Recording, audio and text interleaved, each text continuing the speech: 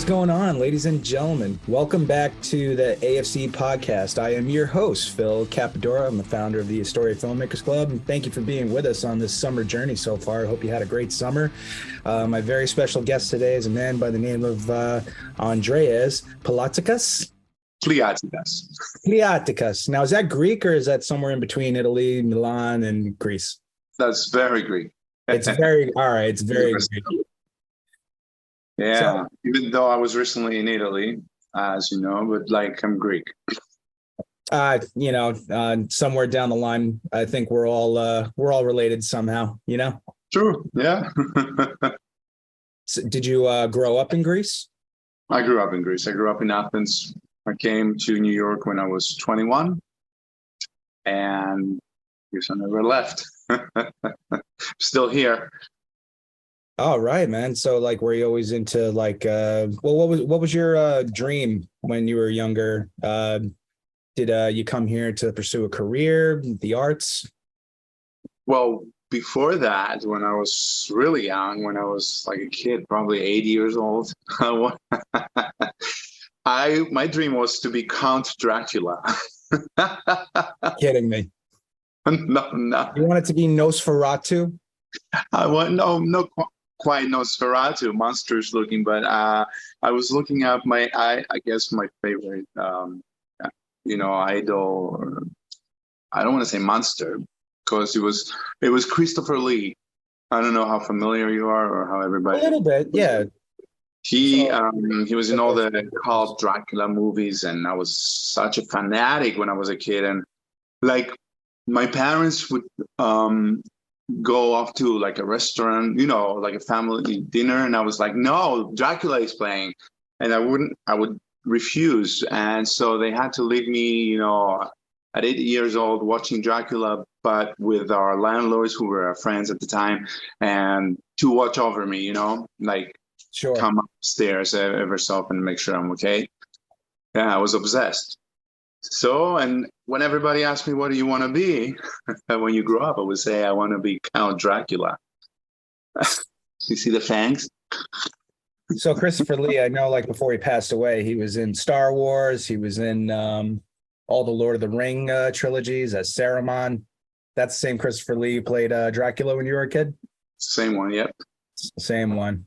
Yeah. So he was your all-time favorite actor? At the time.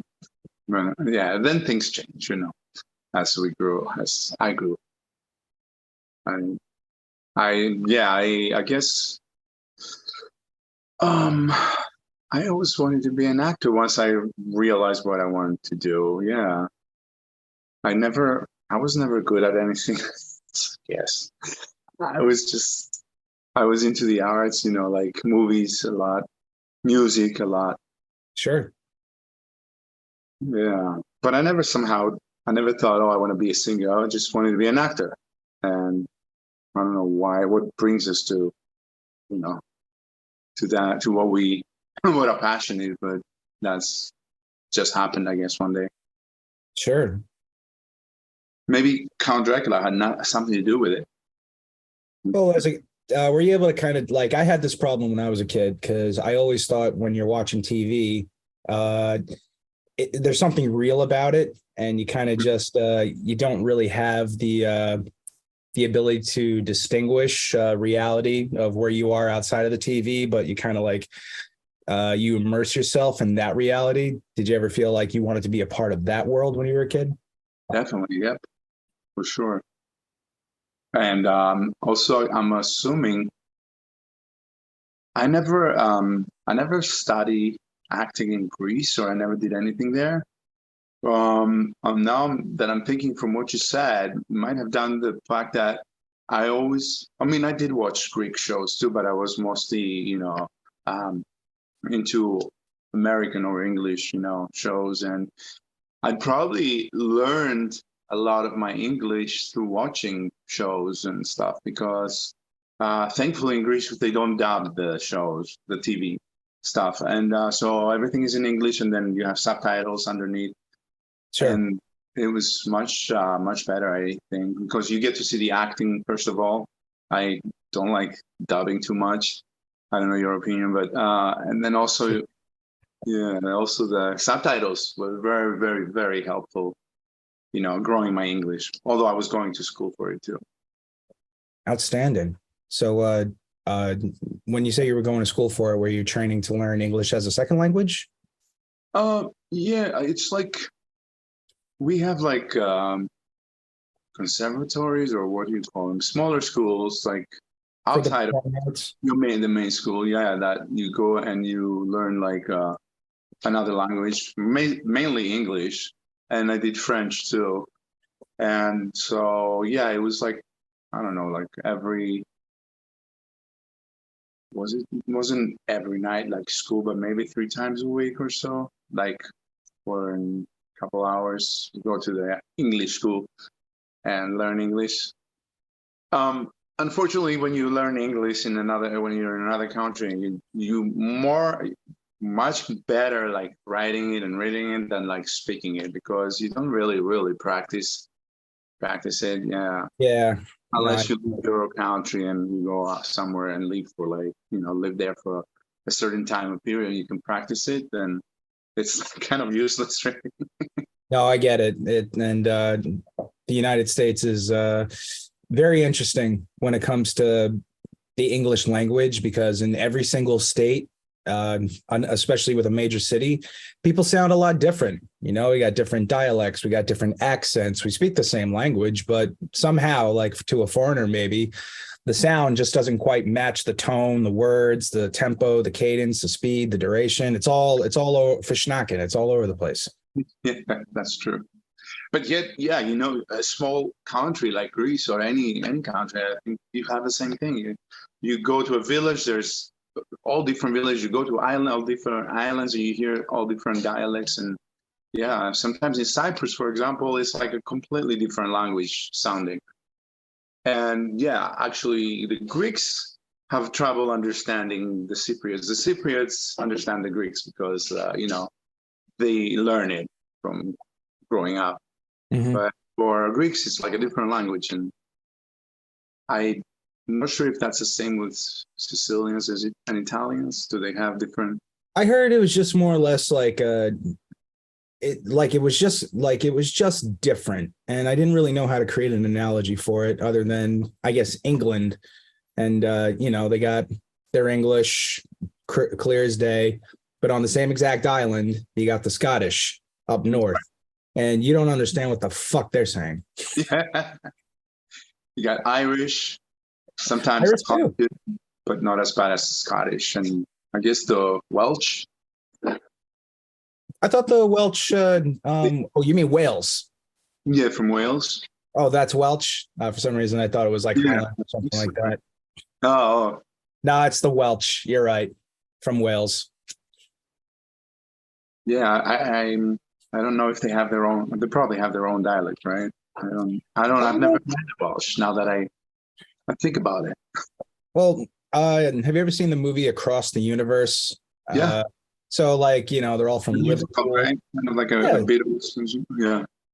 Which was brilliant. I thought that was a great idea. I thought it was a fun movie. No doubt about it. That was cool. Yeah. That's a throwback. I think that came out over like 10 or 12 years ago by now. Oh my God. Yeah. But hey, it's timeless. But I do remember, like, I think the main actor, I think he was from Wales, and he performed. I forgot the lead's name. But fun fact: a kid I went to high school with was actually in that movie. Oh wow! Yeah, he had a small little day player role. Shout out to Mark Keller. I love you, buddy. He played the quarterback in the football scene where it was Dear Prudence, I think. Or I got to check it out again. No, I haven't seen the movie actually since the movie theaters. Now you're making me want to see it again. No, I have. I've seen that movie maybe 5 or 6 times, but I Want to Hold Your Hand was the name of the music scene, and the girl's name was Prudence, who was in love with the head cheerleader, who was dating my friend, since we actually did play football together since the time we were in 4th, 5th grade, 6th, 7th, 8th grade, all the way up until high school. And Mark, man, that guy just he was just like a very, very talented kid. I never did the school plays when I was a kid. He was in the school plays. Like this guy was always committed. That's nice. On it. See, yeah, I never had that, the chance to do that either. I never did the plays at school. We never done a play. Changed so many schools. Like I was a very bad kid, but so yeah, so I never got to do any theater at school either. What about like as you're older now, you get a little stage prep? A little less, you said, or a little more? Stage. You ever get on the stage as an adult? Yeah, I did a lot of theater since I started acting here. Yeah, now I haven't done it in, I did a little bit, like I did one play during the pandemic and everything else before that. Yeah. Oh, right on. Basically, I joined Equity and now, I realize everything is musicals and I don't sing or dance. I don't know if you do, but. I mean, not in like 15 years, like that my introduction to becoming an actor was bogus. Like I had just gotten a shoulder operation in late December of 2007, so I couldn't work and I needed health insurance. So the only place I could get that is if I went to college. So this goes back now into January of 2008, and I'm literally going. I went to community college just for healthcare, and I need an elective in the arts because I was a business major at the time, and there was intro to theater. So I was able to take the intro to theater course, and it was nothing major or anything like that. Like we're just doing research and history of theater. We learned about Epidus, the play, the Greek play, I think it is. It was what it was. And I felt at the time that maybe if I get just a little bit of stage experience, maybe that would add to my public speaking skills, communicating, and would contribute.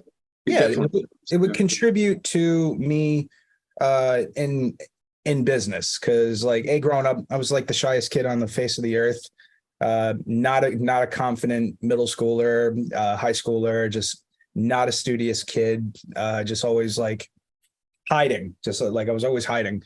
But I really wanted to, not be like, I did get bit by the successful bug and the millionaire bug when I was 14, because I got to go on a yacht for the first time and I was really impressed. I'm like, I want this life. This is awesome. But what ended up happening was they were doing a musical about a month or two into my first semester. And I couldn't go to the gym yet. Like I'm still in a surgical brace, had a labrum tear in my shoulder. So at the time, like I had the surgery a couple months before, and I got injured on the job about a year and a half prior to that.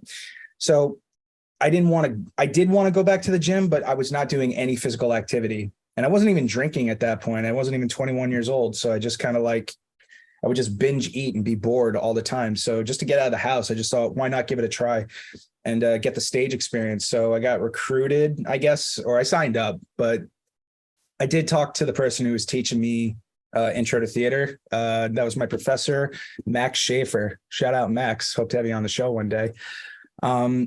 He said they were doing a musical. It's just like a kids thing. We're going to be doing like 11 shows at the community college.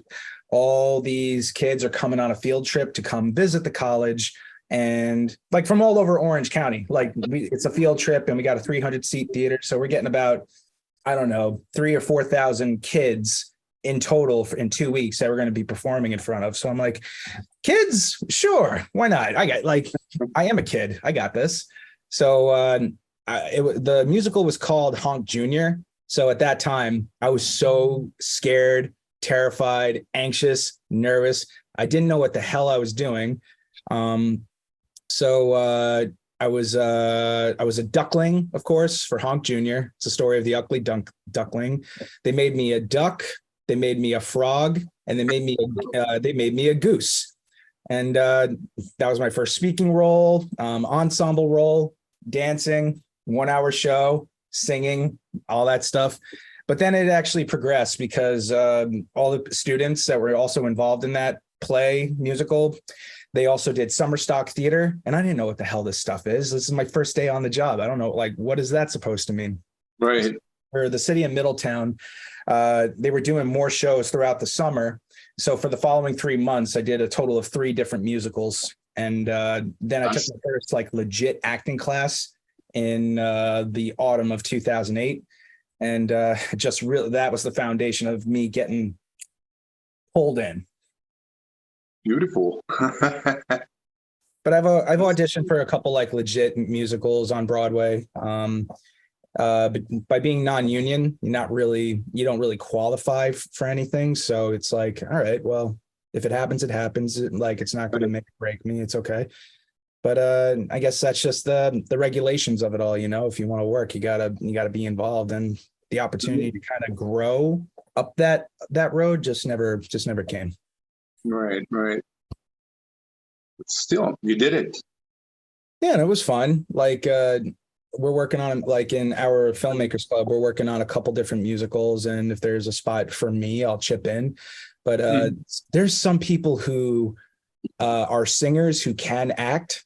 And of course, there's actors who can sing, but there's singers, like there's singers first who can actually act. And honestly, I think just for the sake of the show and putting on a better one, I'd rather just give the role to them, To a singer who can't act, or to an actor who can't sing? I would give it to a singer who can barely act, but act just enough, because I think especially for nowadays, if you're an expert at something, like, and this is your lane, I would capitalize on it. If that's your strength, that's your chosen path. And honestly, it's probably your destination path, your destiny path. Stay on the path. Mm-hmm. And I mean, singers, in a way, when they feel what they're singing, like, it comes out so naturally that the acting it comes like there's no, like, we in the audience will hear it. Like, we're gonna know it's not being manipulated, make believe. It's actually like it, that's, and we don't really get to talk about this too often with other guests, where they understand this humanitarian depth that I think every person on the planet really craves, and I think singing is actually a very, very strong catalyst to human connection, because like your body, and you're just in tune with this, like, it's almost a spiritual experience where you're actually tuned in spiritually, and the words are just the vehicle to create that connection. Right. Mm-hmm. So I see you on Facebook, some groups, right? You have a group, a Story of Filmmakers group. Oh yeah. Started that about, I want to say, like, it's got to be close to 4 years at this point. And but I remember by Christmas of 2019, we only had 60 people on the Facebook group, and I'm like, that's cool. Like, these are people I'm meeting on a weekly basis, shaking hands. So yeah. But now it's like, we hit a baby boom this past year where we like way more than doubled in size. Nice. We have like over 920 people in the Facebook group right now. So it's like, all right, I guess word got around. Yeah, I did. And you have events every so often, I see, right? Oh yeah. Like it was really this year for me to host all the networking events over the summer was very challenging, because we're in pre-production for a couple projects. Mm-hmm. We are planning the Triborough Film Festival in January, so we're a strong 5 months out. So for the next 90 days, there's a lot of preparation work. But I do know that we have another one in August before the end of the summer, and I'll do what I can. I'm sure I will be able to. Like, I'll do a cast party and networking party for what we're producing right now, sometime in September. And that's how it all began. We met up in person every Wednesday night, come have a beer, eat some dinner, whatever, shake some hands, and just start networking, and just show up. Beautiful. Yeah. So yeah, I would like to attend sometime and get to know you and everybody. Oh, we're around. My eyes open for that. Oh, where do you call home? You live in Astoria, Queens, the Greek neighborhood capital? I'm not. Are you there? Is that Yeah. where the name comes from? Yeah, like I'm back and forth. I'm upstate, I'm here, downstate, all the time. Like, yeah, downstate. I'm in the city, I'm upstate. Like it all depends on where I the love that. Yeah, the bottom of the state. I'm not in Astoria. I'm in Harlem. Oh, you're right. You're the M60 bus. You're right across the Yeah, bridge. exactly. Like No, straight whatever. 125th and Triborough Bridge. No, what Yeah, bridge? Triborough, right? And then yeah, try, boom. bro. Just Like, I moved know, here actually, like almost 3 weeks ago, and I'm loving it. Yeah, it's like a different energy. It's great. It's like I gotta I gotta give Harlem a lot of credit, like yeah, truly, because I remember when I was in college, I lived in Harlem in 2010, 11, and 12. And the neighborhood was not what it is today. It's right. like 125th Street, like straight down. They cleaned that place up so fucking great, and the neighbors, like the whole neighborhood, really is like they're not fucking with it or making it worse, you know. And I really like that. And that's what you need. You need people who actually do give a shit about their home. And Mm-hmm. in the last 10 years, there's like it shows that the neighborhood actually cares for itself, Yeah. you know. Yeah. And like you ever been to the Apollo Theater right there on 125th? I went once a long time ago. Yeah, but I live literally the next block is I'm on 127 and 126 is the back of the Apollo, right? So right behind the building. Yeah. I know that there's a jazz museum not far from 126th Street right over there. Oh wow. Yeah, at least there used to be. I'm still discovering. I know there used to be. I think it was right. It was on 126th Street, just around the corner from Lexington Avenue. Oh, okay. A little Yeah. more. Right. Oh, you're more in the dead center? I'm more, yeah, center towards west. Gotcha. Center to the west. All right. Still Harlem. Yeah, no, right. Yeah. There's a lot going on. It's just, I love it because came from more quiet neighborhood before. Also like 68, 69 to Riverside Boulevard.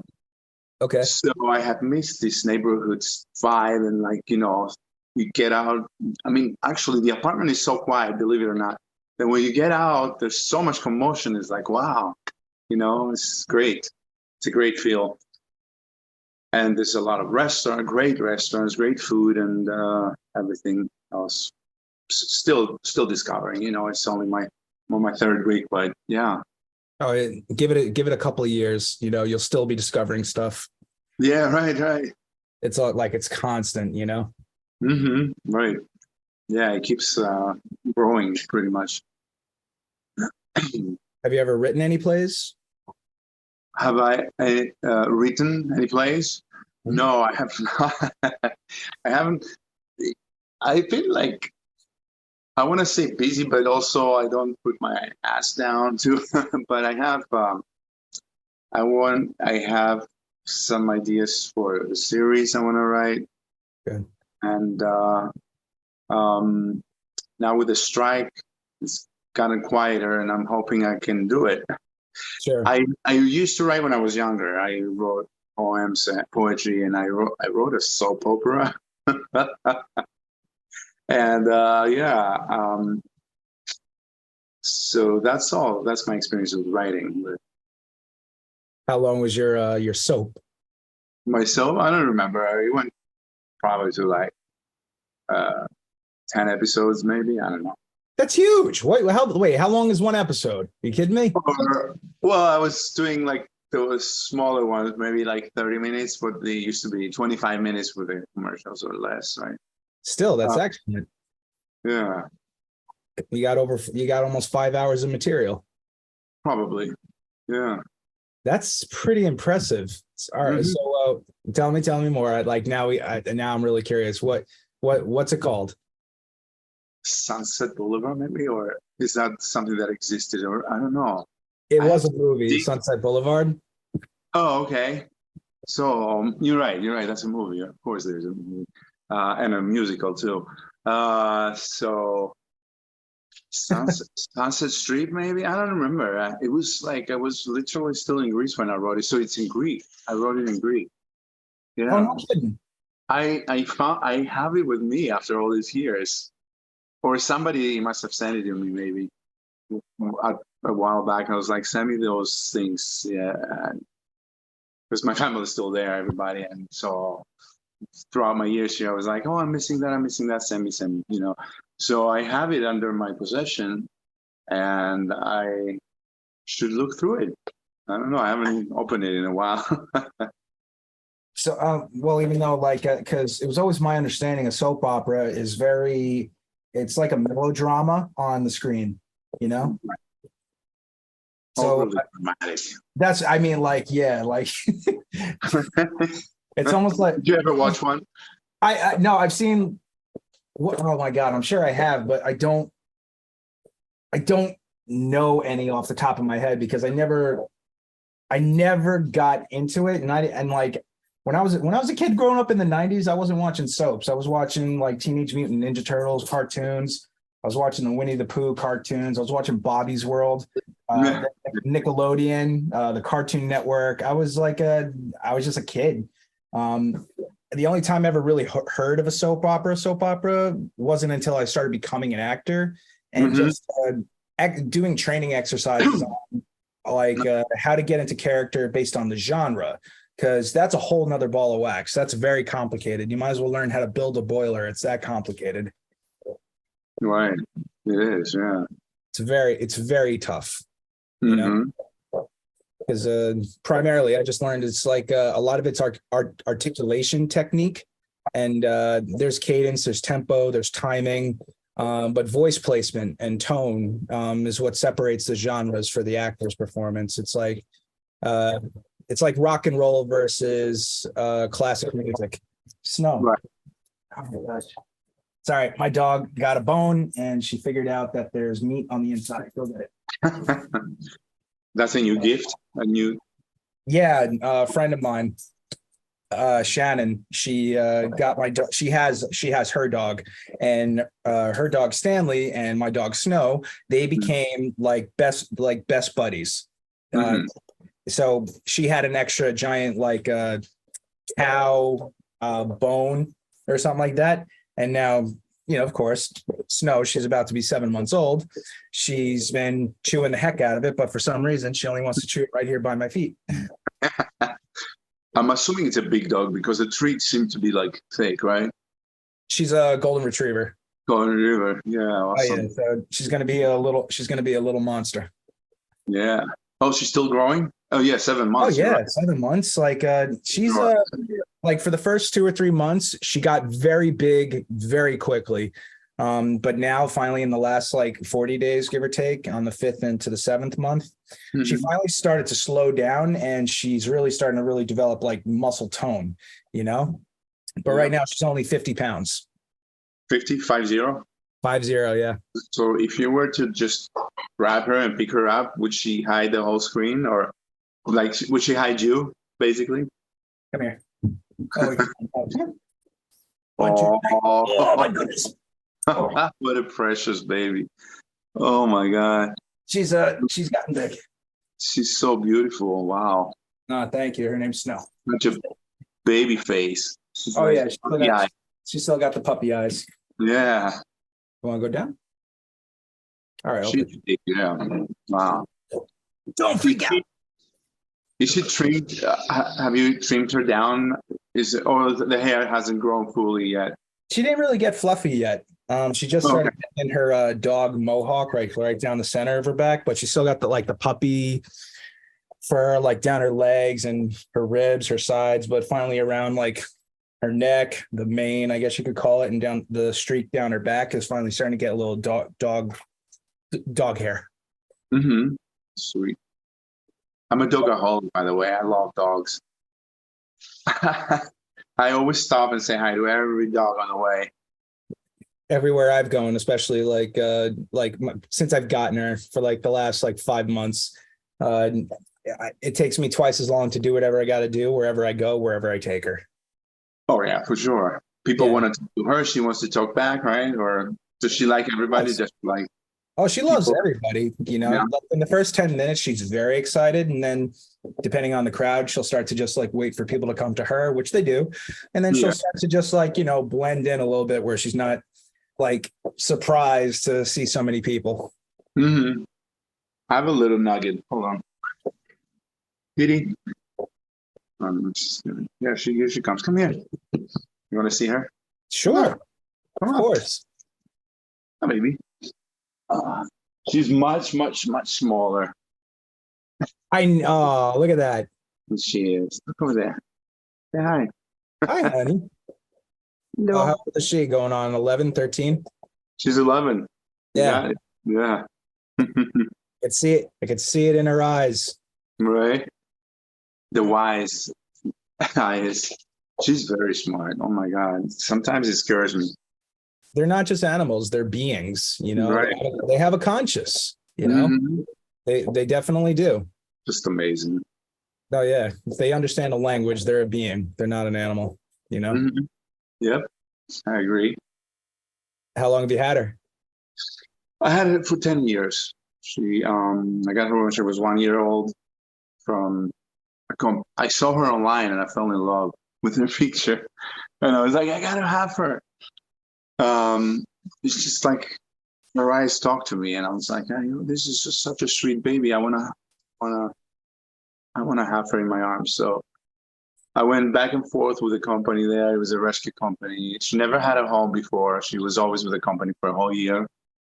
Oh man. And there was an issue, the issue was how I'm gonna get her here, because I would either have to travel there and bring her back, and that's, So we went on for a month and a half probably, and all of a sudden one day they call me like, Lily's coming home to you. I'm like, whoa, what happened? It's like some lady, she's gonna bring her. I'm like, oh my God, thank you so much. I would pay her anything, like she's like, no, she doesn't even want to take money. She's just doing, instead of donating to our company, she's just gonna do that as a good Samaritan, as a goodwill. Good. Yeah. And I got her. I got into pet rescue not too long ago myself, trying to do what I can for like stray and feral cats. Most recently developed an app for setting up dog play dates. So, oh, sweet. Yeah, it's in beta mode right now, and I'm sure by the time this podcast, Snow, please, thank you. By the time this podcast get released, it'll probably be a nice functioning app, hopefully by the end of the month, ready for the public. But it's in the very early stages. So we have a beta, then we got to do fundraising. I finished get incorporated, angel investors. It's a lot of stuff that I don't really want to dive down. But it's like, if this is a cool tool and people want to get involved, okay, I'll work with anybody. But geez, like I honestly just learn as I go. I just want to, do my own thing. That's actually a smart app, because I don't think I've heard about a play date, dog play date app. Did that exist?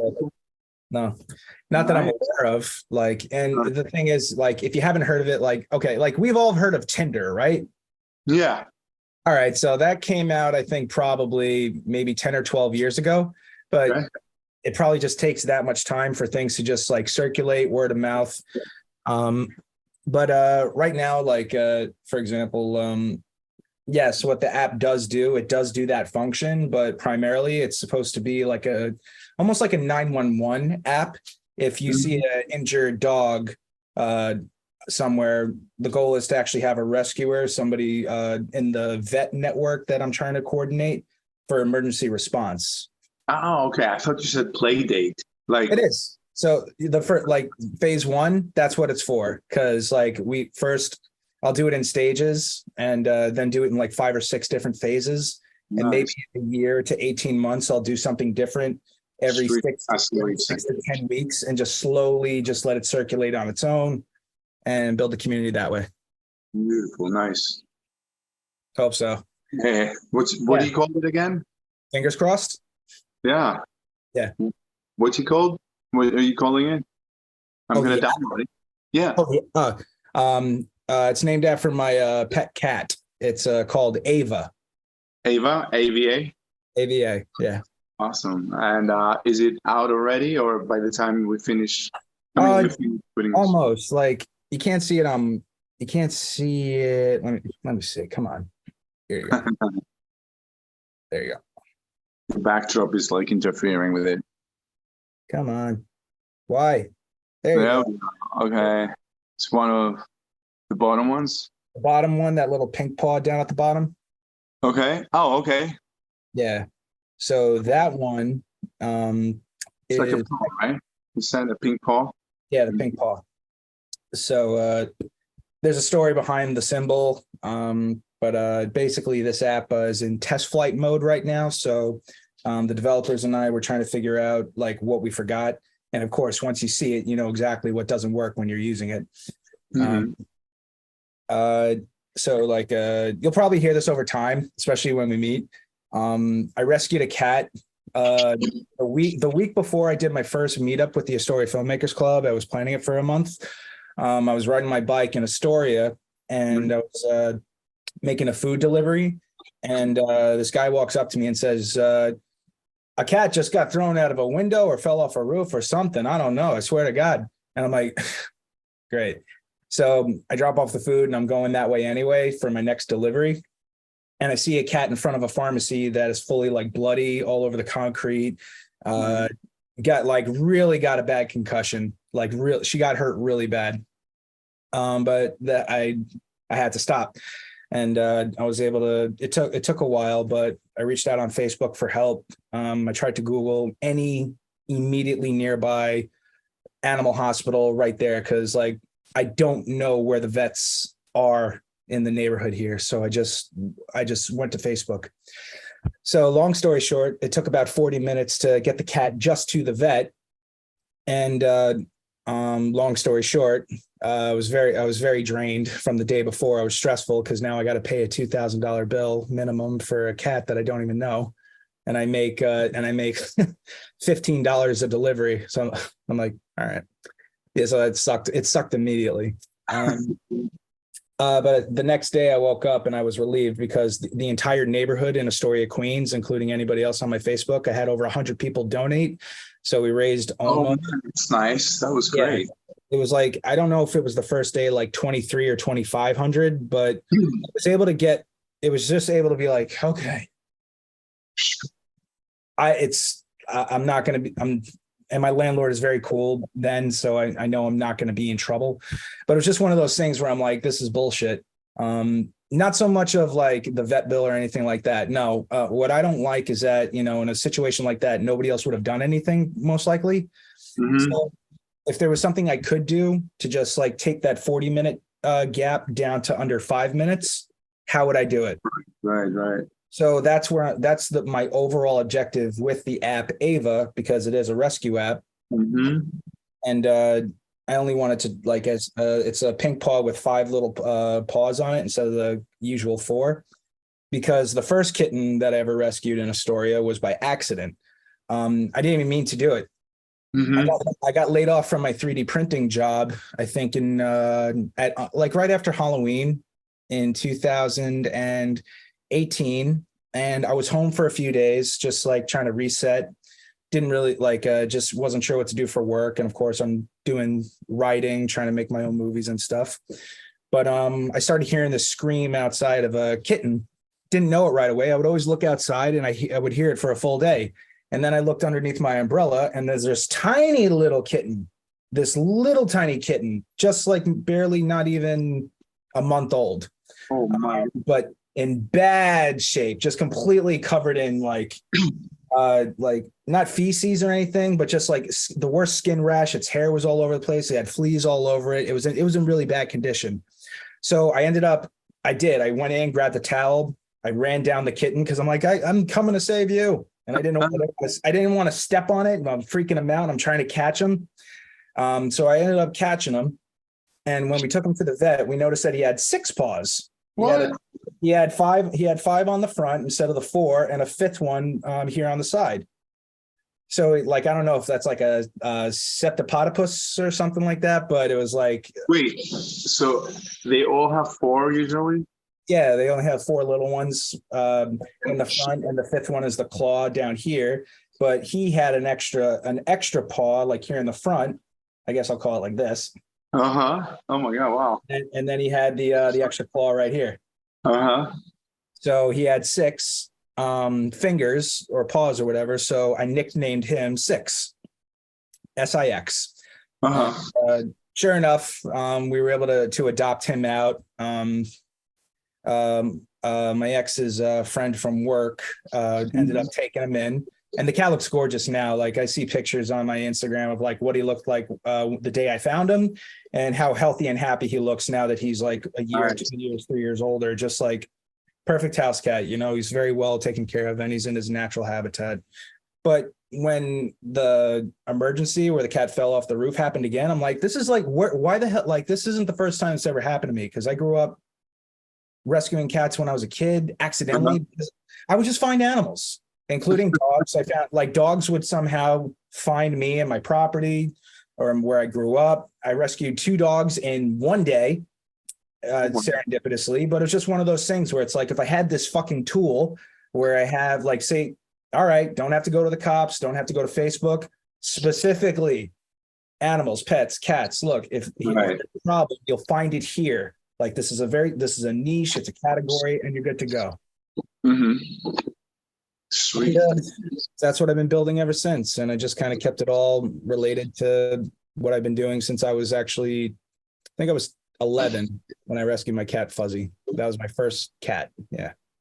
Fuzzy was the one. Oh, you mean when you were 11? Okay. Yeah, when I was 11. So that was my first cat, and she was a hunter, like best, like a predator, outstanding. Wow. The cat that fell off the roof. Did you end up? Oh, I kept her. You kept her. Oh yeah, I'm like still around. Yeah, she's fine. So she survived it, and she's has no issues ever since the fall. No, she had a chipped tooth.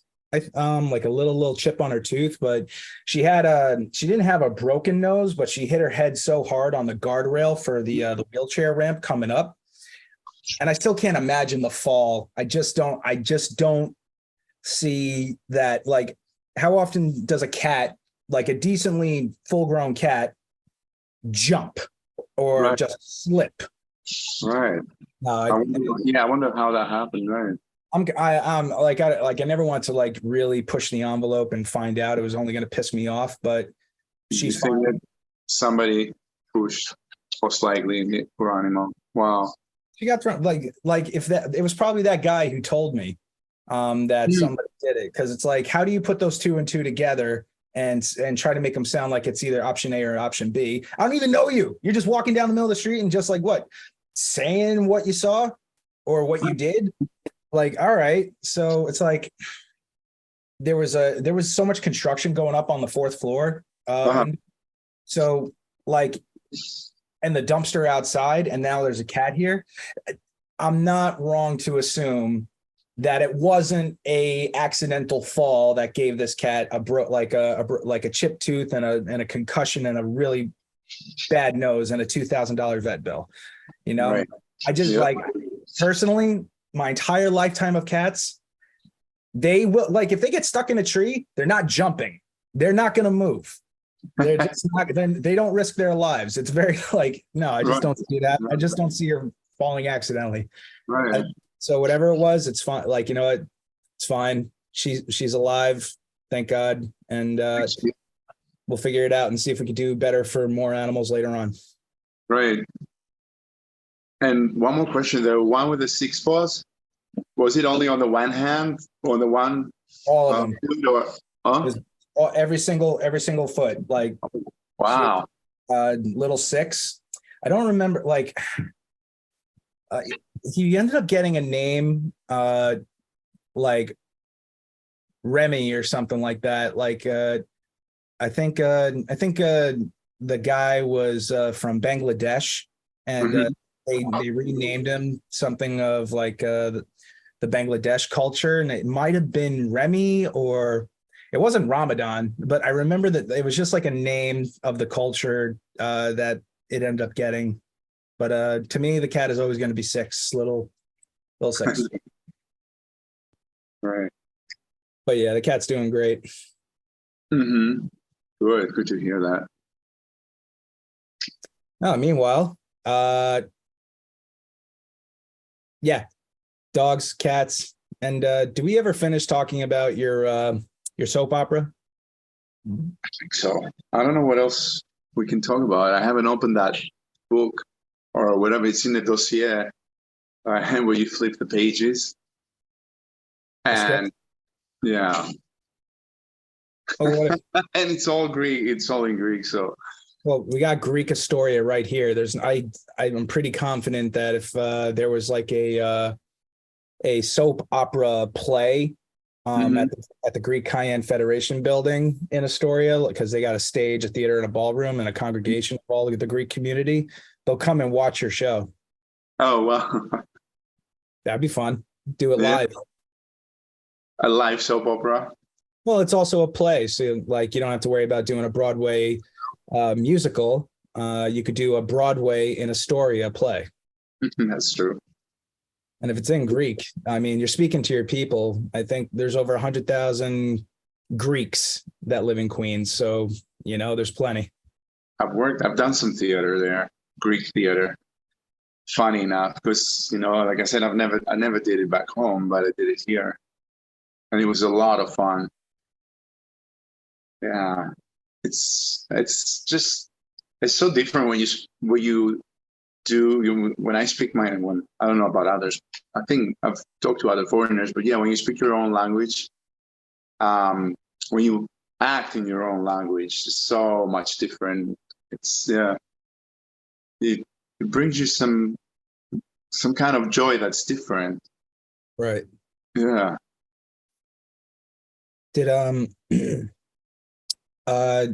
Did you mention what the play is actually really about? Like, what's the story arc? For which one you said? The opera. The soap opera? Oh, I don't remember. You don't remember?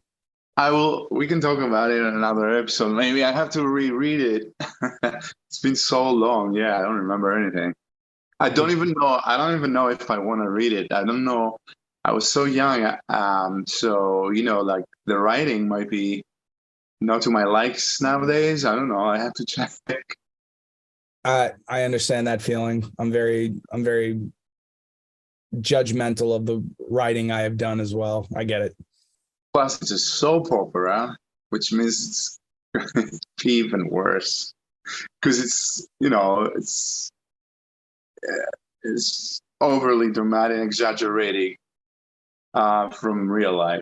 I mean, actually, you realize living life when you grow and grow and you see all these things happening to you. You realize, oh my God, life is a soap opera. It's like so much things can happen that you would have never imagined that you only saw in soap operas, yeah, or in movies. So I shouldn't judge that. Yeah. It's just soap operas, everything happens at the same time, at the same day, and then The worst of a worst. year later, and it's like the same thing going on. It's like a day has passed. I know that in Brazil, soap operas are still very popular. Oh, right. Yeah. Yeah. Novelas too, right? That's what it goes by down there. They don't call them like soap operas. They call them novellas. Telenovelas, yeah. Something like that. But it's the exact same format. Novels, I guess. And like you have the music background, you have the close-ups, and you have the very slow movement of watching the girl go by and stuff. Little things like that.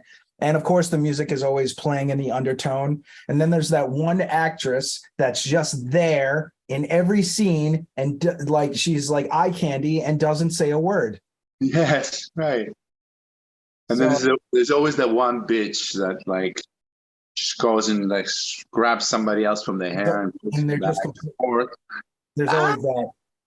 They do. They like I think it would be really fun to do. I've never done that genre before, but like I forgot the actor's name who's from Brazil. He played Xerxes in 300. He was in Westworld recently. He's an outstanding actor. I'm gonna actually look him up because the last soap opera I saw, he was in it, and he was literally pouring his guts out, crying his ass off because somebody died.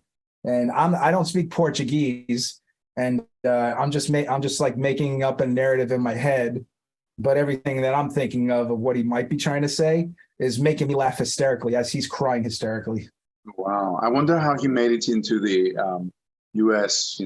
Movie business from the soap operas. I honestly I don't know because I think here's what I can say because I think timing is everything. And opportunities are always going to present themselves in very mysterious ways for all of us. I really believe in that. Yeah, and definitely. I think when it comes to getting that yes, it's not just because you got your break or that you got lucky. No, you for just at the right appointed time, you were prepared for that. Right. And sometimes you just need that one shot, that one opportunity. So it's up to us really to make sure that we're prepared for that opportunity when it comes. Right. In his case, like if I ever get him on the podcast, maybe he'll answer the question, be like, "Oh yeah, I knew. Like my uncle dated the casting director, and she was desperate to find the right actor, so I thought of you, yada yada. So go be in the movie 300, and the rest is history." Right. That might be exactly what happened. Yeah, never know. Rodrigo Santoro. I gotta look him up. Rodrigo Santoro. He played Xerxes. Let's see. You say it very well. I thought I was making it up. Thanks. No, it's a very hard name to pronounce, and you say it very well. Thank you. Rodrigo Santoro. I knew exactly who you're talking about. He was born in 1975. Same year as me. Wow. Oh, really? Same age? Yes. No. Huh? He was born. It's his birthday in 3 weeks. It's August 22nd. Happy birthday, Xerxes. Slash Rodrigo. Yeah, slash Rodrigo. Oh, I forgot. He was actually the cute guy who got half naked in the movie Love, Actually. So that probably kind of set the tone a little bit more. It's like, oh, the guy does sit-ups. Perfect. Get him in a movie. So, I've never seen 300. I keep saying to myself, you got to watch 300. It's your history, Plus, I hear from everybody it's a great movie. And I believe it's Tarzan Sign, the director. Tarzan Sign. Because if I'm not wrong, no, because I love him. Just watched the movie again last week. Zack Snyder. Zack Snyder is the director? Yes. It was written by Zack Snyder and 4 other guys chipped in and actually created the storyline. But it actually started out as a comic book, a graphic novel. And then got converted to a screenplay by Kurt Johnston and Zack Snyder. And that was a freaking great movie too, And that was actually a little bit not ahead of its time, but they were actually testing out and really working with green screen technology and live action at that time. So just a very fictitious time, and not history, but just like the way they executed it, it was very comic booky and and very superhero-ish. It wasn't overly dramatic. It actually was more like we have the Avenger movies right now, and they really stick to comic book and modern time. I think they did something identical to that, where they really stuck with comic book and the time period of like in your history. I don't know, when did that actually happen? In the year 800 AD or something like that. Uh-huh. Oh, probably. Yeah. Not It's your sure. it's your country. You would know. I don't know. I actually know, but yeah, let's not go there. Sorry. No, it's okay. I'm just kidding. Yeah, you probably know better. People put me to shame, like here, when they say, "Oh I my don't. God, I love Greek history, the mythology, and all that." I'm like, "Great, yeah, it's amazing." And I it's mean, like, start talking about it. I'm like, "Oh my God, I'm so embarrassed. I don't remember anything." Because not to like I'm on your side here because it's not like because I was born in America I know everything about the Battle of Gettysburg, like right, it's like it's just one of those things. So it's like, yeah, I know there's a war all these times, but for me in my brain, like I remember small things all over the place, and then I forget them, and then I remember that I forgot it, and I would just be reminded 3 days later of what I was trying to remember. right. No, it's just like the history and the mythology there where I grew up. It's like so fascinating that people are so absorbed in it and they know it so well. And I'm like, I went to school and I was like, these things again, Right. Just, and then I was like, I'm not into. No, I'm not into it. Of course, it's fascinating and beautiful, and but it's just like I'm so used. My head is not there because you hear it all the time. You don't want to hear it anymore. Right. Yeah. Welcome to Happy Corner. This project strives to make safe housing areas for stray cats at an affordable price.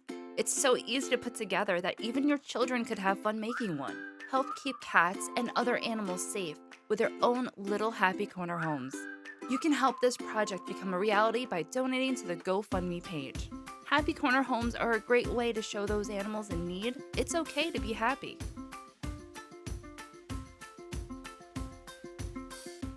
I mean, your country altogether between you got Cyprus, you got Crete, you got Greece.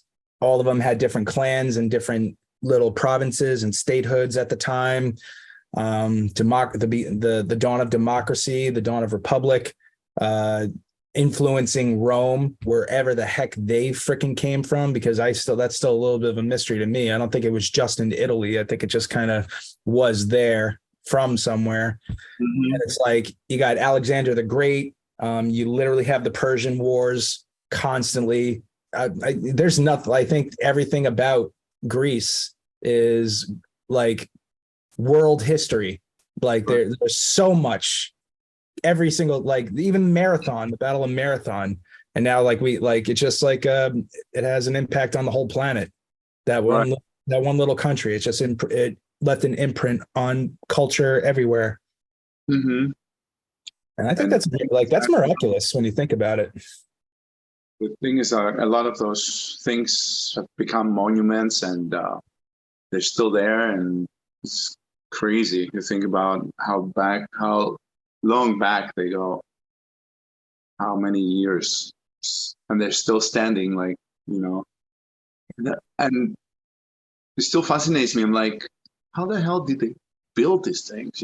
Back then, where there was no technology and no builders and this and that to go as high or low or whatever. It's Accuracy, sustainability, something like it's so uncommon and underused right now where we don't actually do it. But like, I think it's an amazing thing that we even have the consciousness to even recognize that it's like man-made, and we're impressed by the possibility of how like just pursuing that question. right, right. Or the pyramids, or anything. All That those is just incredible. I've heard so many different theories about that. the pyramids, Yeah, like alien conspiracies and stuff. well, I never want to get overly religious on anybody, but like let's just pretend for a moment that the story of Noah's Ark. You know the story? Yeah. Okay. Now, don't you think it might be just a little bit possible that perhaps when Noah built the ark, the pyramids were already built? Right. Who knows? Right. So I'm just thinking whoever actually, built those fuckers for their own reasons and whatnot, uh, all over the planet, there's pyramids everywhere on planet Earth, everywhere. Um, so when I guess God caused the great flood, all that knowledge washed away too. Just the theory. That's what I mean. It's just like, well, had Noah put that stuff on the boat, we would know. Right.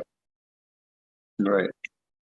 Unless now, it's just one of those things. Yeah. It's like you can't just be inside in the rain all day. You got to read some books. Yeah, right. I'm drinking my Greek frappe, by the way. You got a frappe? Yeah. Do you ever have one up there? I have not. I customize my coffee. Uh-huh. And it's called a tiramisu. Oh wow. So how do you do that? What do you mean you customize it? It's basically all the ingredients in a tiramisu, but in coffee. And how do you put it all together? Like you make it or? I have made it, but I just tell them to make it because they they have fresh ground beans and stuff like that. And it's very delicious. So that's like favorite coffee place. Is that what you're saying? Or it's like neighborhood. I would say, I mean, it's my neighborhood one, I guess you could say, because like anytime I go to the vet or I'm passing by, I really love their breakfast sandwich and the tiramisu. It's like, just one of those little traditions because I'm always going in that direction. Stop by, get a little cafe coffee, go about my life. So for this, it's like a hazelnut. It could be either hazelnut coffee or just a splash of hazelnut and black coffee. But the trick is you got to have just a little bit of mocha as if you were making a mochaccino, and you got to get it in there mixed up really good to give a little bit of a chocolatey flair with a little bit of a hazelnutty flair. But I use half and half and cinnamon powder to just kind of blend it all and tie together. And then you got myself a tiramisu and I'm good to go. Nice. Could make that into a latte. It's sweet. Yeah, it's sweet. No sugar necessary, between like the hazelnut, the cinnamon and the mocha. It just has a nice little sweet blend to it. And half and half has some flavor. Thank God it's not 2% or skim milk. So it's like, all right, perfect. Are they Greek, the people that work at the cafe or the owners? Romanian. Romania? Oh yeah. Romanian Greek. It's very multicultural now, not just Greek. It used to be very Greek when I don't know. They got the double-headed eagle. Uh-huh. So that's Roman. Or not Roman, a phoenix. Romanian, not Roman. When I first moved to New York, 1996, and the first few years, I guess, Astoria used to be very superbly Greek. Like you could hardly see anybody who has any other business, very here and there, of course. But now it's like a lot of different cultures that haven't moved in. There's a lot of Brazilians, right? Oh yeah. A lot, a lot of good Brazilian restaurants. Other Eastern Europeans, and I'm assuming, Spanish, a lot of Latina culture, German, still, Irish. Right? Of course, there's Irish and Italian food everywhere. Like there's like everywhere. It's very unique. We don't really have I think the only thing I haven't really seen other than like maybe like a couple of like unique seafood restaurants is like some like nice Cajun food or Mediterranean food. That's not that common in Astoria that I haven't tried yet, but on every single block there's something like I can't describe it. You got the best food on. You got probably some of the best cooks, like home cooks on the planet living in Queens, Right. So Astoria is a great neighborhood, very neighborhoody, very safe. It's like very open, not many tall buildings, which is great. No, I mean, that's been kind of pushy and iffy over the last couple of years where high risers were coming in Long Island City. And I get it. You want to have some of these waterfront views, but like one thing that I've really noticed in the last couple of years, or at least right before the pandemic, is that we have an issue with not landlords, but almost like land ownership. Because when you have like these like semi-acre lots, you want to build up as high as you can. But guys like you and me, we can't do that. We'll never get the permits. We'll never get permission. Like even if you have a vision, but it's not going to happen. It just won't. But they will use a developmental company of some kind, like real estate developer company, to actually facilitate that. But they would actually own the land. And that's the biggest problem, is that we're actually allowing like non-living entities, like you're allowing corporations, like, and I hate the word corporations, because for some reason legally a human being is recognized as a corporation in legal terms. I'm like, right. How about, okay, I'm with you on that, but how about you just limit it to just alive? Or if you're discriminating against corporations, you're actually preventing me from building here. So it's like selective shit. But right. the biggest problem is that you could have point there for sure. Yeah. Well, it's gotten like, I used to do construction, and of course, as a laborer, iron worker, plumber, carpenter, I know some of the trades.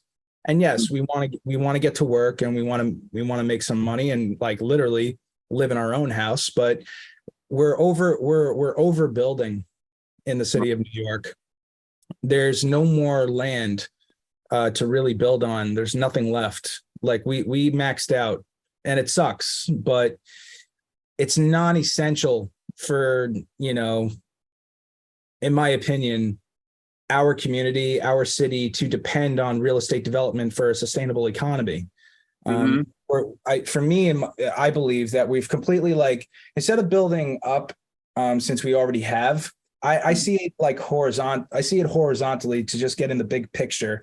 There's no infrastructure really underneath to support the weight of how much distance we're covering and spreading ourselves thin, because the jobs, especially with the pandemic, it shined a light on this in particular, is that, yes, you probably have you're employed, you have a job or whatever, but it really casts a light on whether or not it's a essential job. Is it a necessary job? It is, like, does it really provide like real value for the sustainability of our infrastructure? And those are the things that we're not really addressing. It's like when it comes to like those high rises in Long Island City, they go for anywhere from like maybe $3,000 to $7,000 a month, depending on the unit. Right. And there's probably over 1,000 units in those buildings, Yeah. And how many are occupied, I wonder? All of them. Really? Yeah. So you got some people out there who could actually, like, especially if they work or live in, like, do stuff in Manhattan, where you're actually really doing certain jobs, where you run your own company, where you could pay yourself your own salary. God bless you. You're probably doing some really cool shit. What we're not recognizing is the livelihood of the essential workforce in that model. You're just building something, taking up space, going up very fucking high, putting first responders at risk for their safety and their health to perform the task of rescue operations because of the height, and we're not taking this into an account. And on top of that, what you're actually doing is causing sort of like this social status gap, in a sense, and I forgot what it's called, but it's like a social status, I'll call it a gap. I just forgot like the term for it. Okay. Yeah. There's no for us as actors, or even like when I worked at Costco, I was only making like $17 an hour. My take home literally was barely not even $1,600 a month, like take home after taxes. Right. So aside from food, which easily close to half of that would go to like just like food or little bills here and there for my wife and I, you know? So if that job doesn't pay enough and that is an essential location to actually sustain the community itself, we're not recognizing how much we're actually building and taking away space, because then the businesses are forced to raise our salary to like $50 an hour just so that we can live and pay off, you know, these real estate development units that are just they're overstretching us to the point where they're not adding any value. They're creating an air pocket. It's almost like when you you know, when you have like a tube, like a turkey baster, and you have, or like some sort of like needle, like prong thing, and it creates that air gap and you're stretching this out. You're not actually bringing in you're not actually bringing in any fluid for sustainable anything. There's no fuel coming back into the community. No, it's not. You're creating sort of like a tower that literally just sends money out of the local economy. Yeah, right. Just like that, for jobs that don't matter for sustainable living. So we're literally, that's what I meant before about us just going to like overbuilding, you know, these are, and you're not actually recognizing that, well, that's it. There's nowhere else for us to live. So basically it's like I don't know if people are doing it on purpose, or they just don't give a fuck, probably both. But you're not taking into account the consequences of the value of everything going up, but we're not rising with it. You know, you're creating this air gap. Right. Well, also, I came from one of those buildings, like where I moved from. It was like a 534 units, something like that, something crazy. And, but I'm telling you, half of the apartments were empty because people now, I guess, they kind of like have to go back to work. They don't work all from home as it used to be for the past like 4 years, whatever. And so now, and they don't care if you leave because they get tax breaks back. And so they keep raising the rents, and to the point where like we have to leave and other people have to leave, and it's just outrageous. But yeah, it's crazy. Sucks, huh? Yeah.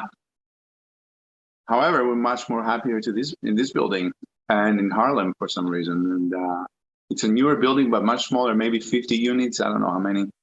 And it's just like, you know, much quieter and more friendly, and it's a little more modern. Yeah. So nice. So bye-bye to that.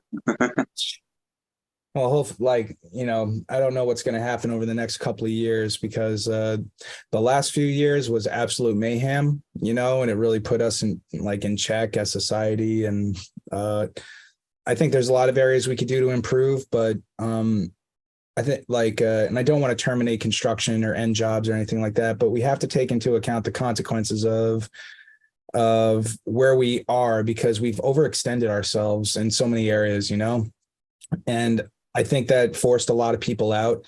I really think it's going to have a serious and horrible impact on the filmmaking industry, because actors, you know, they're a part of it and they're going to need to work. And I think now, in light of and this is really sick and sad, but I think in light of the strike, you know, it's possible that all the people that are in putting together all these buildings and putting together all this space that is underutilized, I think it goes hand in hand with the filmmaking industry on why actors and writers who don't make a lot of money at all are now being forced out of a job altogether, literally to force us out of the city. Right. They can keep building, and I don't see the point of that. like unoccupied space. It just seems like it almost seems like it's being taken over, just as like maybe a second home for the wealthiest of the world to just come hang out. Right. But I don't know why they would do that. It's like we're being built into a utopia little by little. Mm-hmm. What, like a concrete utopia? It'll drive you insane. Yeah. So I think it's like, I don't know. I think it's a sickness, and I think there's a lot more to this than meets the eye. Mm-hmm. Right. Definitely. There's always a reason, and I pick up on things. Like I don't know. I got a definitely wacko and weird brain, but sometimes I tune into things that I don't see, and I just listen. Right. You know? And communicating helps. Yeah. Well, this has been a very interesting conversation, I got to say, Andreas. Like, I wanted to know though, if anybody was listening to this, and they wanted to, get in touch with you, maybe want to even work with you, probably even produce your soap opera. What's the best way for people to get in touch with you? Not focused on that. Yeah, dude, you got a hidden pearl in that clam. I want to see it. Okay, I promise you I'll give it a second read then. But I need to focus on the other thing that I said I want to, right? But I put the ideas already down, and now I have to to start writing.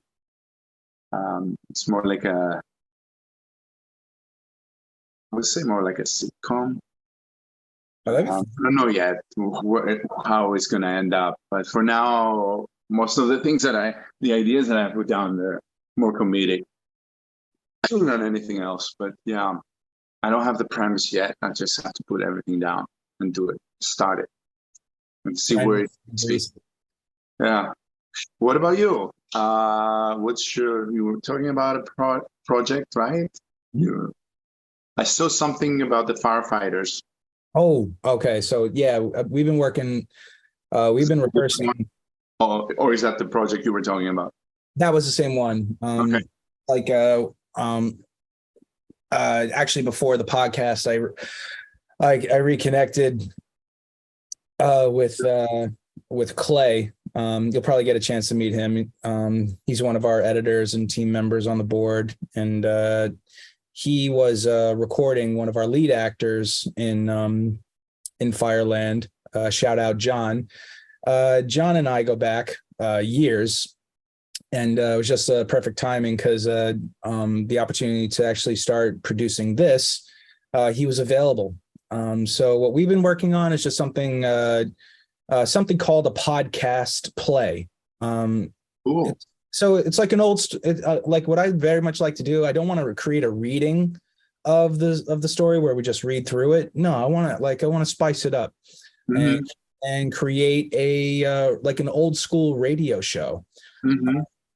I was doing this for a couple of reasons, because we want to actually start exercising the scripts that we have and prepare them for real production, and rehearsal is going to help with that. Of course. Another reason I started doing this was because say if an executive producer, an investor, the audience, especially if they want to donate to this, they're not going to be able to read the script, and even if they did, they're not going to see it the way the creators do, right? Right. And then you're starting literally from square one. So I had an idea where, what if there was a way that producers, executives, whatever, you don't have to read the script if you don't want to, because now you have an entire presentation mm-hmm. of the story done, and then you just say yes or no, or at least maybe where you could just follow up and ask some questions. Right. Where now you have something that's like an audio book, like kind of like what they did with The Lion, the Witch, and the Wardrobe. You just read the story, and then that got transcripted into a movie, and it's all possible. Like, you could do books, you could do audio books. I think this is the same format, because if we could do scripts, we could also do audio plays. And if we put that on a podcast play platform, either which way, it can still become a movie or a TV show. So this is a great way to get everybody's exercise on getting better. We got like 30 scripts on the table. So we could do this. We could do this every week for a full year with different stories and really start pumping these out. And in the meantime, start generating donations, film other projects that we could afford to do.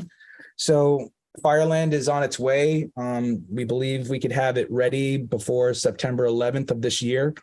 So that'll be free for everybody to listen to. Donations welcome. So if you guys actually like it and you want to see the show, $5 challenge, vaudeville style. We'll start throwing those nickels and dimes our way, and then we're gonna do. Counts, really, right?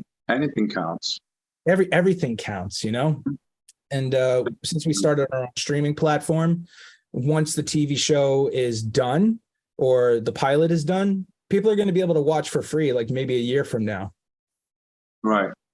So like, there's no risk. You're not you're not losing anything. You know, you're going to see this for free. It's not going to cost you anything extra than what you think it's worth, you know? Right. So that's what we've been working on for a while. I'm writing it, producing it and figuring it out. I change it every day. And it's just been a hard knock journey so far. Yeah, hands down. Oh shit. Thanks. No, believe like I was saying before, like all these silver linings I got on my hair. This is why. Trust me, that will help. Yeah. If it's making my hair stronger, then that's fine, because thank God I haven't lost it yet. It will make you a stronger actor too. I hope so, because I haven't acted in since 2019. That's over 4 years, you know. Okay. Well, even before that, I didn't act for maybe 2 years before that, you know. Mm-hmm. Right. So it's I only done within a 6 or 7 year time frame. I only did one project, you know. Sure, you can do it. You can go back to it no problem, no, right? I don't know. I'm a little self-conscious, but maybe we're gonna find out, because I'm gonna act in the radio show podcast play as well. So if I could get the voice of the character, I know I could embody the character. I could let me start with what I can, then if it's possible, I'll work my way back into the pilot. I can tell you're a good actor. I'm not. I'm lying. Yes, you are. No, I'm lying. The way you speak and you present yourself, and the way you talk, everything I can see. Yeah, you have it there. Thank you, and I appreciate that. Thanks, man. Yeah, no, definitely believe in yourself, because you have it. And you've proved yourself already. You've done stuff before. I saw I watched your reel. Oh, that that was it was older, right? But younger day stuff, or early day stuff. Right. Yeah. I've learned a lot. I get self-conscious, I'm sure, like you do. Want to go back and take a look. Totally. Mm-hmm. I haven't, I have I can say my most fun and enjoyable time of being an actor was when I was performing in a play. And I think it was definitely 2015, but a live performance of just one play instead of doing a tour. It was in 2014. It was actually the weekend that Robin Williams passed away. Oh wow. I was in a show called the Texas Trilogy, and I forgot my play in the Texas Trilogy, because I think it was The Oldest Living Graduate. It was a story. It was 3 plays and a 3-part series of three different plays of this one universe, where it was a tripod where you could actually watch all 3 plays, and it embodies the entire story. Mm-hmm. And that was really cool. And that was called the Texas Trilogy. We performed that in. You wrote it, you said, too? I didn't write it, actually. That was a Broadway show back in the 70s. Okay. And the lead actor in the Broadway days was the actor who played Thurman Munson in The Munsters. and the judge from My Cousin Vinny. I forget the actor's name, but he was the lead in the Texas trilogy. And funny enough, the guy who actually wrote that play, he died, but his nephew is a playwright. And he came I was a part of this theater group called the Regroup Theater Company, sort of like a shout out to the group theater company down in the 1930s. Mm-hmm. And we had the Regroup Theater Company come back in 2008 or 9. And I met Ali Mulholland, who was the founder of the Regroup, like a brilliant guy, loves theater and the history of theater, everything. You know, he's a really cool dude. Nice guy, too. Shout out Ali. So I auditioned for him, and I got accepted into the play. And that performance, actually, I really did enjoy because I got to play a cowboy. You know, that was really fun for me. I got to work with, I don't know Hamish's last name, but shout out Hamish. Hamish actually got his big break recently on the mayor of, the mayor of something. The mayor? No, I was thinking the series with Kate Winslet. Jeremy Reiner's in this one, the mayor of something. So we did a play together in 2014, but what I wanted to say was, I got a really nice compliment from the nephew. Nice. Yeah, at that time, I was really going through a hard time. I was already emotionally a wreck, no matter what. Mm-hmm. Thank God for dialogue and lines, so that way I would know what to say and when to say it. But I just remember around that time, especially, I was going from couch to couch to couch to couch to fucking couch. From 2000, it was almost for 2 full years. For me, that really fucking sucked. That test of life, that sucked. 4th of July, starting 2013, all the way to I think it was April or May of 2015. That time period sucked. Really, that sucked hard. But right in between, I did the play, The Oldest Living Graduate. Met a lot of great people because of that play. But the nephew, when he came to me, he shook my hand. He congratulated me on the performance. I said, thank you. I asked him, what'd you like most about the show? And he complimented everybody, but then he complimented me in a way where it was it was not egotistical or anything like that. But he probably said this to somebody else, but I wouldn't have known it. He told me that my performance was the most honest. And he might have said truthful, but I'm pretty sure he said honest. And I thought that was just, then I did my job. That's all I have to do. I'm the actor, but I'm gonna do right by this character, and I'm gonna take care of all my peers. Nice.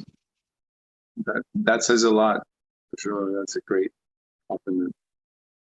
That was a very sweet thing to say, and I gotta admit, I do miss being on the stage a lot. Yeah, it's a different feel. Yeah. Well, after 9 years, you think you could keep doing it, and it's you get your ass handed to you by life 10 years later, so it's what else you got to offer? I don't know.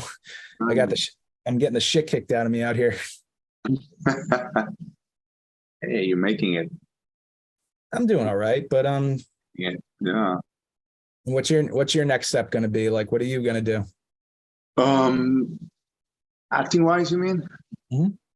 I guess put my ass down and write down a script for what I have in mind. But if you mean any projects, well, the strike is happening now, and I'm SAG, so I there's still little projects, independent movies and stuff that happening. So hopefully I can get something, but not that I have something that I have right now. I have a voiceover for, funny enough, that a voiceover for a Greek character was going to be around end of August, beginnings of September. They said, and then I am reading for a script, which is I'm also, so that's why I said there's a connection between, because both of them I'm playing the Greek character, so both in English, but now I'm in this one, the Greek father, and I play him in 2003 and in 2023. Not play him in the read, still in the reading process. Yeah, Let's play. That counts. Yeah. That still counts. So nothing. Yeah, that's all for now, I think. Did you have an agent or a manager? Yeah, I have both. I have two acting managers and one commercial manager. Oh, sorry, agents. Two theatrical agents and one commercial agent. And recently, I got a manager too. Unfortunately, the manager just happened so recently that this strike just, so I haven't had any chance to work with them much yet. However, because I am European, they asked me if I have a Greek passport, and I say yes, so I can work in Europe. So they hooking me up. They told me to sign up for Spotlight, which is a British website, and so they can attach me there for projects for films and stuff that are in Europe. Gotcha. I can work. So yeah, I need to do that though. I just got new headshots and I'm very happy with them. And so make sure you send me a little JPEG of that one, so I'll promote the podcast on our Instagram. Then be like, new one. Cool. The headshot. Yeah, you gotta get your name, AFC podcast episode number, headshot, kachum. Awesome. Yeah, I'll do that. There is a TV show right now that is filming, and hearing you talk, you might be right for the role, because it's a TV show called Chosen, and they're filming in Utah, I think, right now. They're in season 3, right? Is that the one? 4. Yeah, they're filming for 4. You're right. The third one is just hitting the channels now, or whatever the platforms, right? You would, I think, do very well on that show. Somewhere in that little mixing universe, you could probably. Is it the biblical story, or? Yeah. Okay. There are Greeks in it.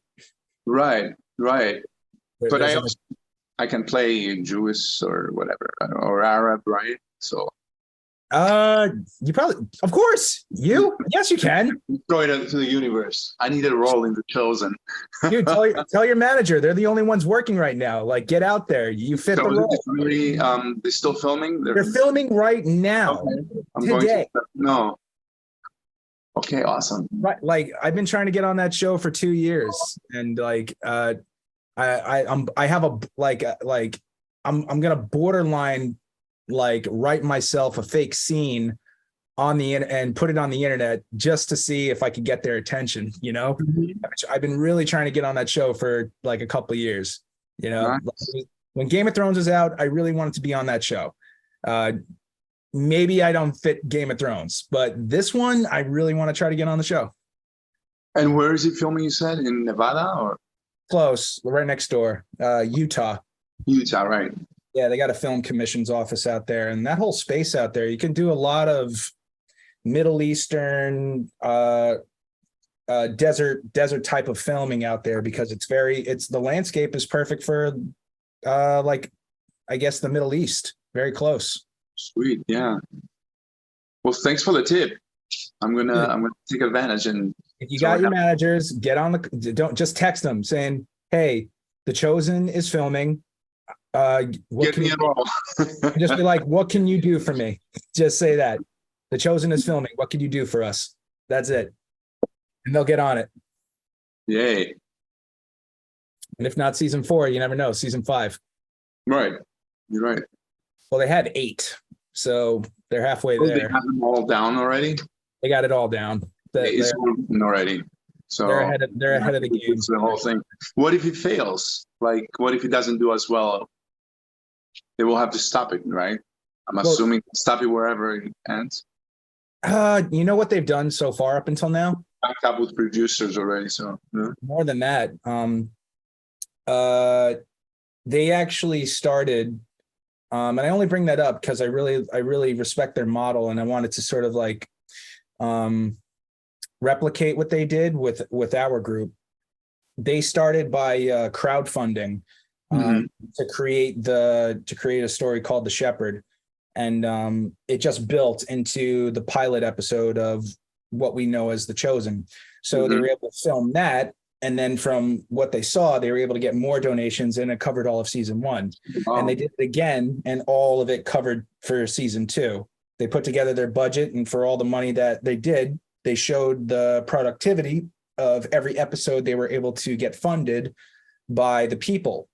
And the reason why it's actually working is because they're not just donating to the project. They're actually going to watch it for free a year later when it's actually available and done. Right. So it is a pay it forward system. It is a donation system, but it's like not even an investment, you're contributing to the development of an art form, Right. That's and great. you're going to get to watch it. Like, it's not going to cost you anything, It looks amazing, actually.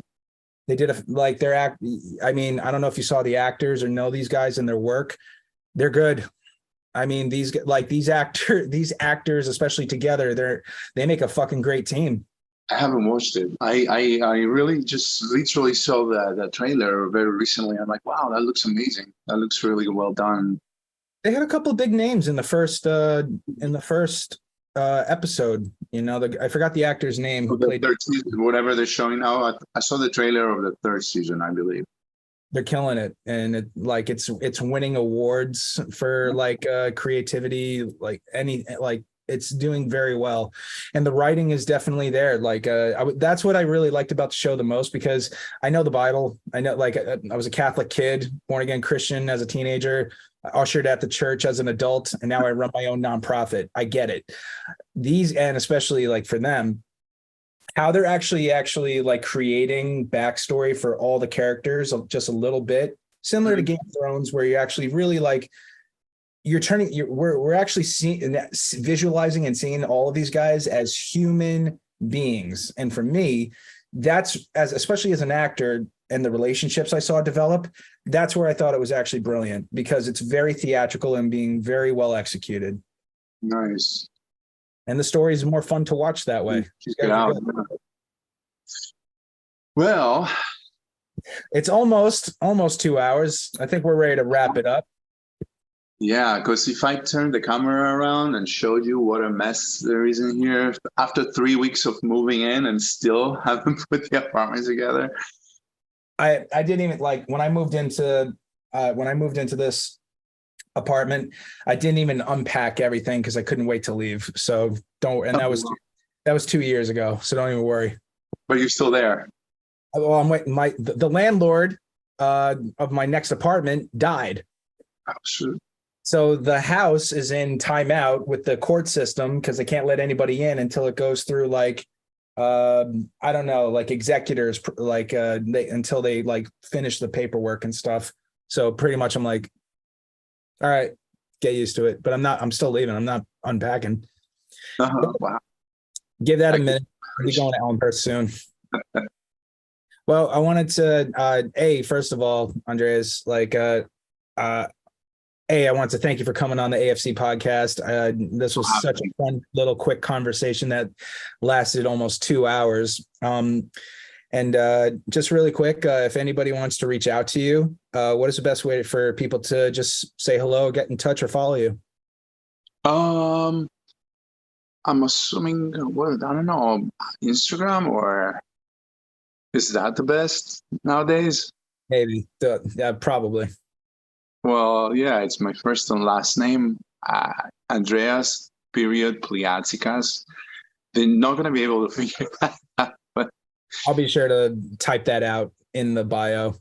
And before we wrap up, my email is easy: andreasp7@yahoo.com. I'll write that down in the bio as well. Yeah. Andreas. I can send this. I can email you the info too, so that you don't. Yeah, please do. Yeah. I'm sure you have a lot in your head to just try to memorize that, like by. Oh yeah, that would it's always helpful because I prefer to copy and paste instead of typing. Yeah, and I'll send you my new headshots. Please do. Do that right away. Before you left, though, I really wanted to ask you a really honest question. Sure. This is from the heart, because once upon a time when I first started going down the road of becoming an actor, I was reading this book called The Right Words at the Right Time by Marcy Hopkins. And that was just a very simple interview book of politicians, athletes, celebrities, actors, producers, authors, you name it. They were in the book. They're all household names, very like famous people from all of 2000s, even up until now. So what it was for them to get in the book, they always had a similar answer that they were given the right words at the right time that have always stuck with them to actually get them through any obstacle that they encountered or something that stuck with them after all this time that had something to do with the outcome of whether or not they became accomplished or successful. So my curiosity to you, Andreas, has anybody ever given you the right words at the right time that has stuck with you all the way up until this point in your life? Or if not, are there any words of your own that you would like to share with others to hear?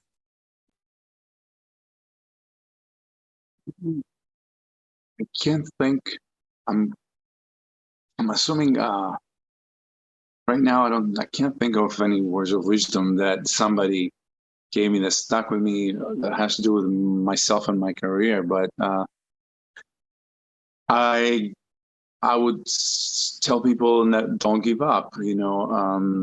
If it's something you really love and something you really feel like it takes over you and fulfills you, then go for it all the way. Give all that you have and just do it. That's what I've been doing so far. That gives me the strength to go on, because it's a very difficult profession, and it takes a lot out of us. So yeah, I would say just keep doing what you're doing best. Thank you so much for that, Andreas. I really hope that resonated with somebody out there. I hope so. It helped me in my head. I'm sure it's going to help somebody else in their life. You never know. Yeah, hopefully. Thank you. Fingers crossed. Well, I guess with that said, that's a wrap. Thank you so much for coming on the AFC podcast.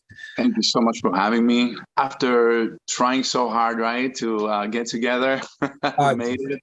Well, I'm sure if I ever take a trip to Italy, I'm going to ask you, where do I go and where do I not go? Greece. Oh, and I definitely want to go to Greece. I've never been on vacation. I would love to go on vacation. You have to, yeah. You have to experience. I hope they like puppies, because I got to bring my dog with me. Yeah, I just recently started traveling, right before the pandemic is when I started really going out a lot, having more money, to enjoy myself and travel to places where I wanted to go. Yeah. Good. And now I know who to ask. We'll have food too. All right. We're definitely going to have a Story of Filmmakers Club field trip to travel abroad as a nonprofit and do our own thing. If a church could do it, we could do it. And we're going to go see some places as a group. Yeah. Well, that's a wrap, Andreas. I'll leave you with this. Thank you for coming on the show. And wherever you go and whatever you do, always remember to never forget community, creativity, and joy.